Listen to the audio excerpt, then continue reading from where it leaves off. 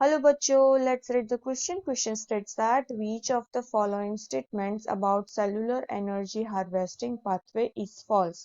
यहाँ पे हमें 3 स्टेटमेंट दिए हुए हैं सेल्यूलर एनर्जी हार्वेस्टिंग पाथवे के और उसमें से बताना है कि कौन सा फॉल्स है, राइट। तो एनर्जी हार्वेस्टिंग पाथवे जो होता है वो बेसिकली जो सेल्यूलर में एनर्जी हार्वेस्टिंग पाथवे कौन कौन से होते हैं, एक तो होता है ग्लाइकोलिसिस, देन होगा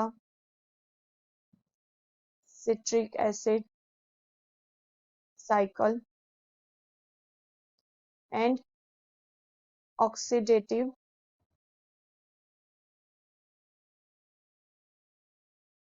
फॉस्फोरिलेशन। तो इनमें से जो एनर्जी जनरेट होती है, राइट, और ये एटीपी जनरेट करने में हेल्प करता है। फर्स्ट हमको स्टेटमेंट दिया हुआ है कि autotrophs can produce their own food but must obtain energy from it glycolysis and cellular respiration. ये जो स्टेटमेंट है वो करेक्ट है। कैसे? तो जो ऑटोट्रॉफ्स होते हैं बच्चों, हमें पता है कि ऑटोट्रॉफ्स जो होंगे वो क्या करते हैं, अपना जो फूड होता है वो जनरेट करेंगे, generate their own food. But यहाँ पे जो ऑटोट्रॉफ्स होते हैं वो प्रोसेस में होते हैं फोटोसिंथेसिस में, तब फूड जनरेट होता है। अभी जो एनर्जी चाहिए वो सेलुलर रेस्पिरेशन में से मिलेगी। जो सेलुलर रेस्पिरेशन क्या करेगा, ब्रेक डाउन करेगा ग्लूकोज को, जो फूड बनाया है, यानी कि जो ग्लूकोज है उसे ब्रेक डाउन करना पड़ेगा और ब्रेक डाउन करेंगे तभी जो एटीपी है वो जनरेट होगी, राइट। तो यहाँ पे ऑटोट्रॉफ्स को भी ग्लाइकोलिसिस एंड सेलुलर रेस्पिरेशन करना पड़ता है बिकॉज उनको एटीपी चाहिए, राइट, दैट्स व्हाई। सेकंड में बोला है कि fermentation usually occurs under the anaerobic condition। तो यहाँ पे ये जो स्टेटमेंट बोला है वो करेक्ट है बिकॉज फर्मेंटेशन जो होगा वो कभी होगा, एनाएरोबिक कंडीशन में होगा, राइट।